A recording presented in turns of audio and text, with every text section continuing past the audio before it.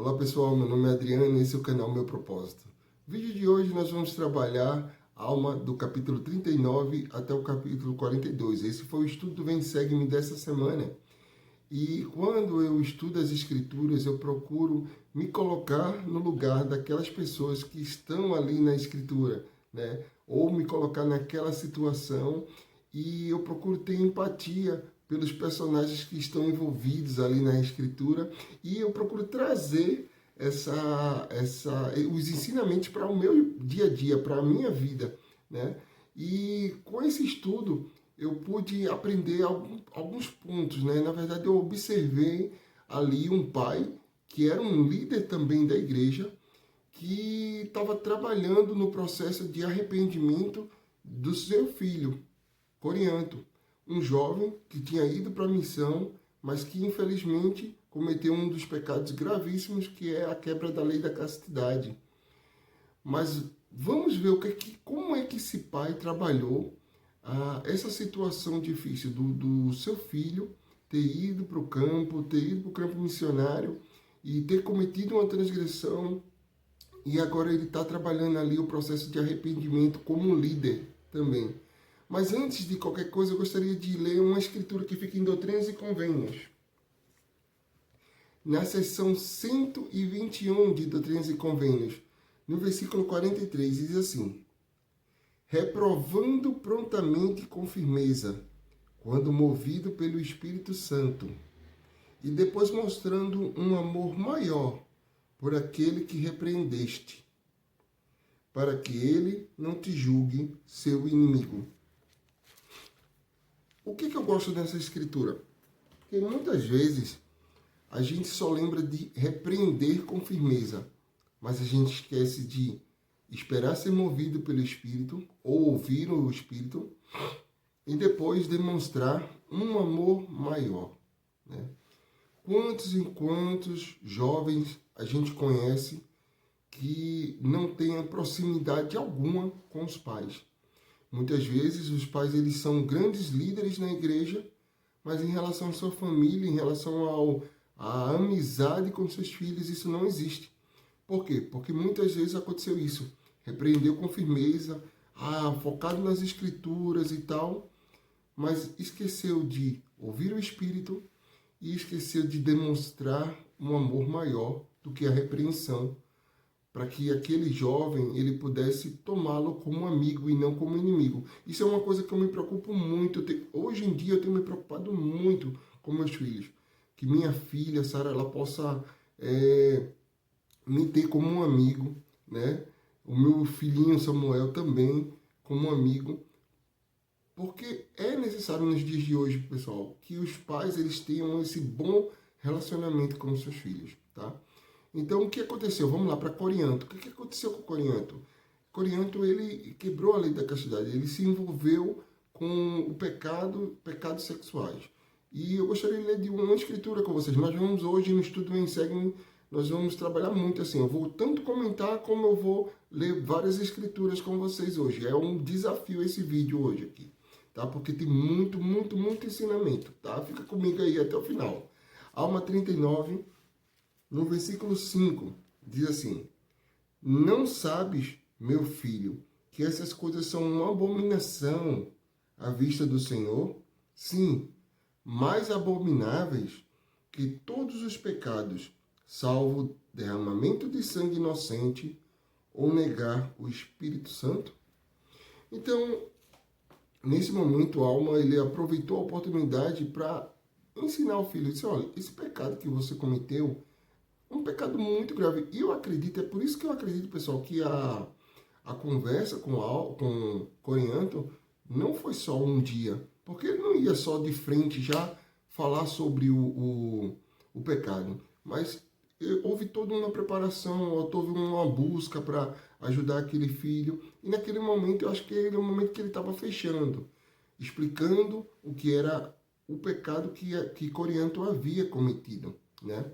Depois, Alma, ele repreendeu ele e ele fez algumas observações. Observa teus irmãos, observa teus irmãos. Quais irmãos? Elamã, Siblon, que eram jovens que estavam mais tementes. Não é bom, pessoal, a gente fazer comparativos, né? Esse filho, aquele filho. No entanto, Alma, ele conhecia cada um de seus filhos e ele sabia que Corianto, ele precisava de uma referência. E Alma, ele não ia estar todo o tempo com eles. Então, qual a referência que Corianto ele poderia seguir? Aí ele deu a referência dos irmãos, né? Mas isso aí cada caso é um caso, tá bom, pessoal? Cada caso é um caso. Então, Alma, ele chamou a atenção de Corianto para que ele não se vangloriasse. Provavelmente Corianto ele era habilidoso ao ensinar e tudo, mas ele disse para não se vangloriar, não se vangloriar de sua própria força. Ele chamou a atenção de Corianto em relação a ele ter abandonado a missão, né, e ter corrido atrás da meretriz Isabel. E aí, nesse momento, eu não imagino um monólogo, né? Apenas uma pessoa falando. Eu imagino aqui um diálogo, porque nesse momento o Alma ele diz assim: eu sei que muitos caíram, mas isso não justifica. Ou seja, talvez nesse momento quando eu disse, mas pai, outras pessoas também caíram ali, outras pessoas também foram atrás dela e coisas desse tipo. Mas o Alma disse, não justifica, filho. Você tinha uma missão, tá? Por que você desviou dela? Você desviou dela, desviou do foco e foi atrás. Não é porque outros caíram que você tem que cair também, né? Isso acontece muito. Ah, mas todo mundo faz. Ah, mas isso não aconteceu só comigo. Não, foque em você, tá bom? Foque em você.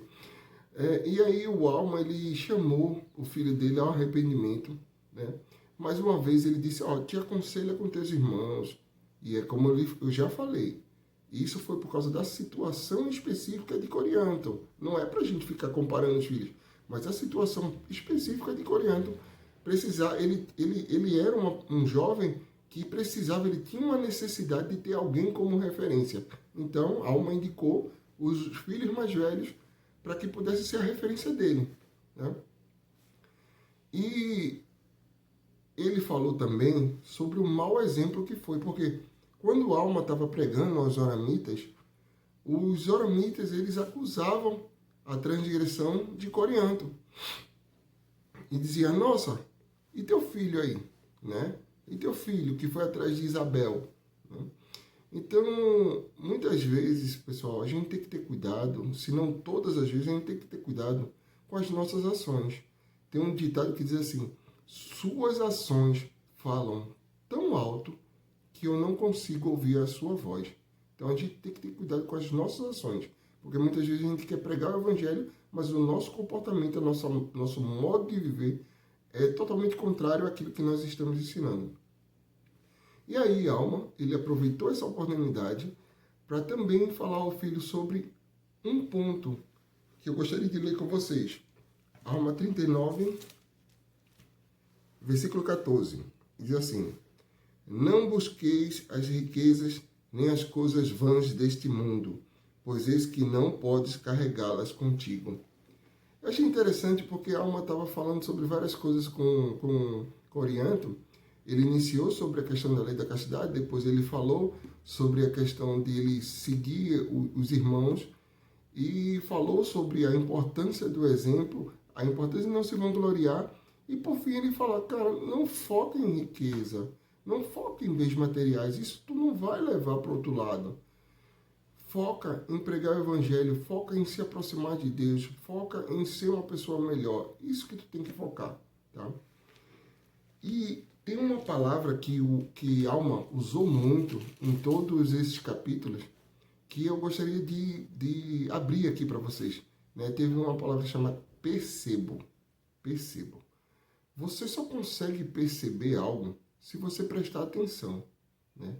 Provavelmente, Alma ele ficou observando o comportamento de Corianto, ele ficou observando as palavras que Corianto, ou as frases que Corianto dizia. Então, você só consegue ajudar uma pessoa se você observar ela, né? Se você depositar atenção àquela pessoa. Aí, dessa forma é que você vai poder realmente ajudar essa pessoa. E quando ele percebeu, ele começou a tirar dúvidas de Corianto. Eu imagino Coreano fazendo uma dúvida do tipo: ô pai, por que nós estamos pregando sobre a vinda de Cristo? Né? Se é algo que vai acontecer no futuro. E Alma respondendo para ele: todas as pessoas, meu filho, são preciosas para Deus. Tanto os que vão estar no período da vinda de Cristo, como os que estão agora. Depois eu imagino Coreano fazendo outra pergunta sobre: ó pai, e a ressurreição dos mortos? Quando vai ocorrer essa ressurreição? Ele diz: essa ressurreição dos mortos só vai ocorrer após a vinda de Cristo. Não vai ocorrer ressurreição de mortos antes da vinda de Cristo, mas só com a vinda de Cristo. E existe uma hora designada para a ressurreição. Existe uma hora, um momento designado para a ressurreição. E aí, Alma, ele também aproveitou a oportunidade e fazia perguntas também ao filho para poder instigar ele a raciocinar, a ele mesmo esclarecer suas dúvidas. Porque a gente pode fazer isso também com nossos filhos, com aqueles que estamos ministrando. Fazer perguntas que façam com que ele raciocine e chegue naquela conclusão. Né? E aí ele disse: ô Corianto,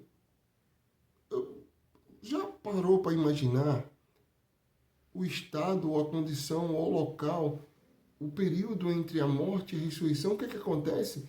E aí Alma diz que estudou muito e deixou um segredo aqui para a gente, que a gente pode estudar e orar para saber os mistérios de Deus. E aí eu vou ler mais algumas escrituras com vocês. Isso fica em Alma, capítulo 40, versículo 11 ao 14. Aí ele vai lendo e vai discutindo, tá? Diz assim: ora, com relação ao estado da alma, entre a morte e a ressurreição, eis que me foi dado saber por um anjo que o espírito de todos os homens, logo que deixam este corpo mortal, sim, o espírito de todos os homens, sejam eles bons ou maus, é levado de volta àquele Deus que lhe deu vida. Eu amo essa escritura, porque essa escritura ela diz exatamente o que acontece quando nós morremos. Ou seja, se eu morrer agora, eu vou encontrar Deus. Simples assim. 12. Então acontecerá que o espírito daqueles que são justos será recebido num estado de felicidade que é chamado paraíso. É um estado de descanso, um estado de paz, onde descansará de todas as suas aflições e de todos os seus cuidados e tristezas. Então, ele já está mostrando aqui que o espírito dos justos vai para o paraíso. Okay? Então, acontecerá que o espírito dos iníquos, sim, aqueles que são maus, pois aqueles que não têm nem porção no Espírito do Senhor, pois eles que preferiram praticar o mal e não o bem, por conseguinte, o espírito do diabo entrou neles e apossou-se de seu corpo, e eles serão atirados nas trevas exteriores. E ali haverá pranto, lamentação e ranger de dentes. Isso em virtude de sua própria iniquidade, sendo eles levados cativos pela vontade do diabo. E no versículo 14. Ora, este é o estado da alma dos iníquos, sim, em trevas e num estado de espantoso, terrível expectativa da ardente indignação da ira de Deus sobre eles. Portanto, permanece nesse estado, assim como os justos no paraíso, até a hora de sua ressurreição. Então, eu gosto dessa escritura, porque essa escritura ela ensina vários pontos. Primeiro, morremos, vamos encontrar com Deus. Segundo, existe um pré-julgamento, existe um momento que vamos encontrar com Deus e dali vamos ser determinados se vamos para a prisão ou paraíso. E aí mostra que aqueles que estão na prisão, eles estão em extrema expectativa, porque eles não sabem realmente como vai ser o seu julgamento, tá? Então fica naquela expectativa, tá? Eu gostaria de ler mais algumas escrituras. Essas escrituras ficam no Alma 40, no versículo 16, depois de 18 ao 21. 16 diz o seguinte: eis que novamente me foi declarado que há uma primeira ressurreição, uma ressurreição de todos aqueles que existiram e que existem e que existirão até a ressurreição de Cristo dentre os mortos. Então, nesse versículo, ele está explicando que a primeira ressurreição acontecerá junto com a ressurreição de Cristo. Ok? E no versículo 18 ao 21. Eis que te digo que não significa, porém, que a reunião do corpo daqueles que existiram desde Adão até a ressurreição de Cristo. O que ele está querendo explicar aqui? Porque muitos pensavam que o fato de você evoluir para o paraíso já se considerava uma ressurreição, e não é. Ele disse, não é isso. Porque a ressurreição é a reunião do corpo e do espírito, desde aqueles que estão de Adão até Cristo. Ele falando sobre a primeira ressurreição. Ora, não digo que a alma e o corpo daqueles que foram mencionados, tanto iníquos como justos, serão reunidos de uma vez.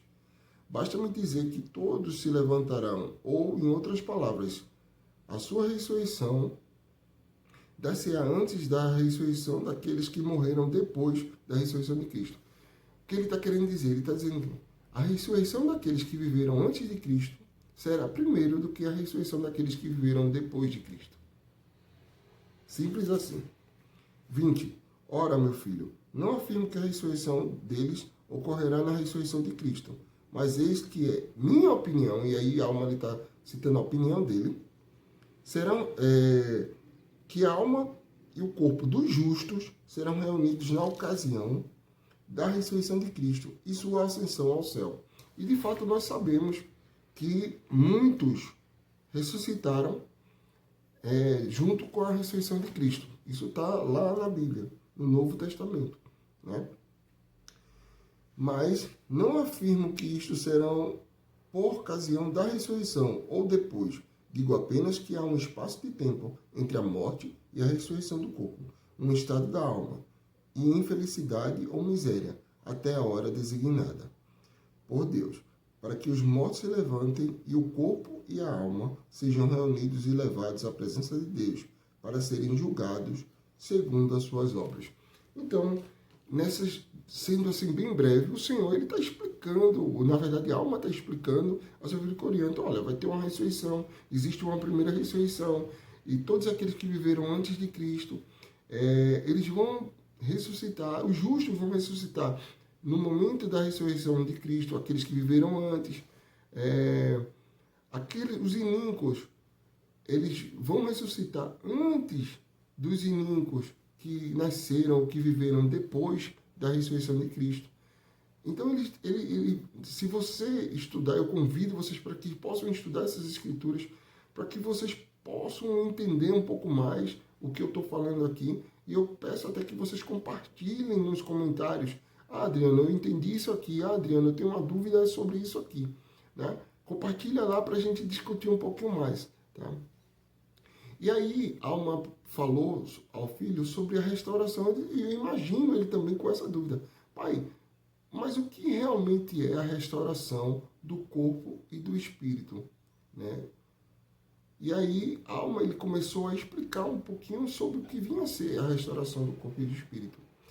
E, nossa, pasme, pessoal, tem um trecho aqui que eu vou ler agora com vocês, e Alma, ele está falando sobre um assunto muito especial.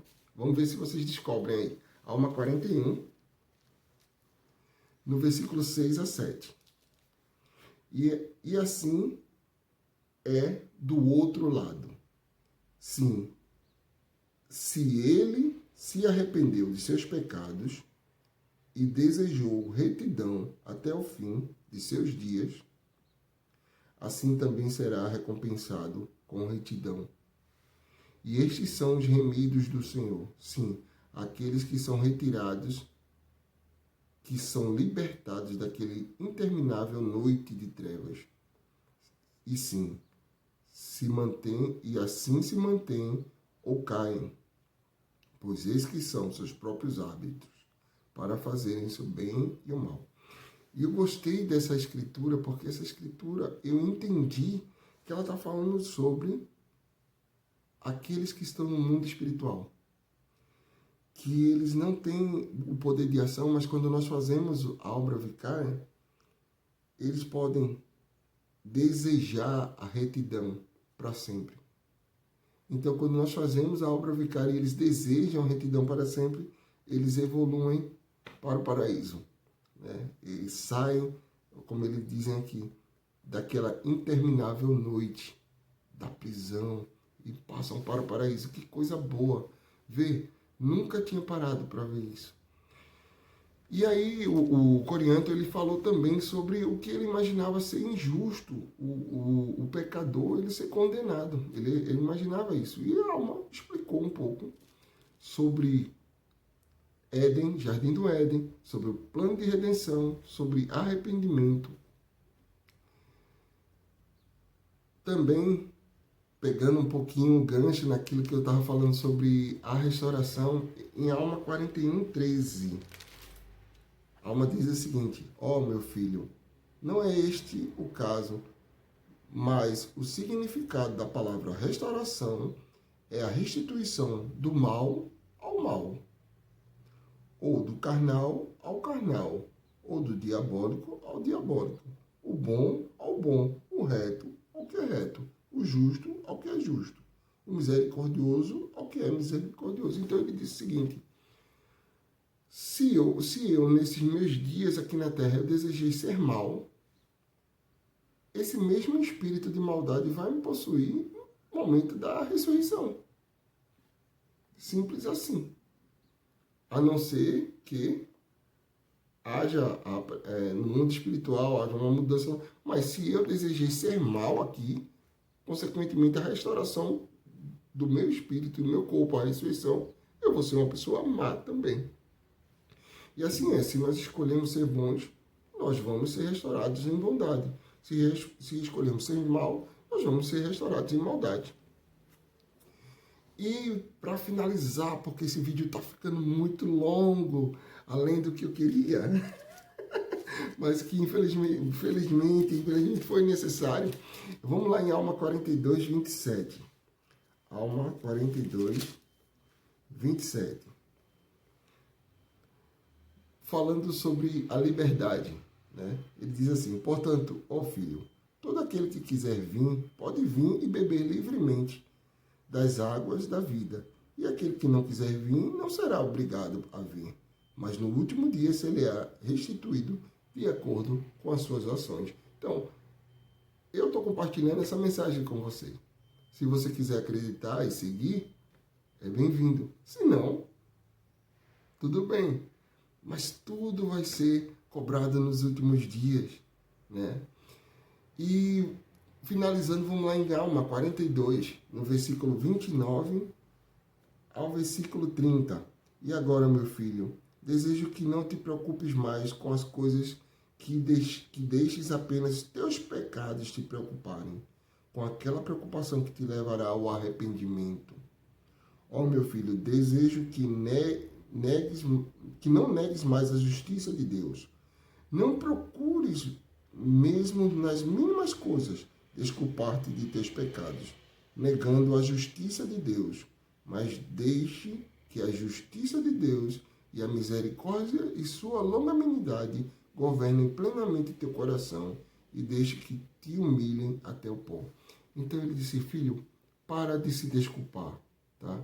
Para de se desculpar, para de procurar justificativa para os teus pecados. Procura te arrepender, vive corretamente.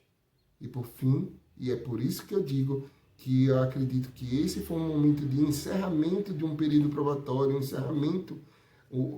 veio um grande milagre. Vai, filho, volta a pregar o Evangelho. Volta a ajudar o povo. Vai. A obra missionária é a tua missão. E esse é o grande milagre de todos, que é o milagre do perdão. Eu espero que vocês tenham gostado. Foi um vídeo um pouco longo, mas porque tinha bastante conteúdo, eu não queria deixar de passar nada para vocês. Mas se tiverem alguma dúvida, deixa nos comentários. E se gostou, compartilha. E se não é inscrito ainda no canal, se inscreve. Um forte abraço, pessoal.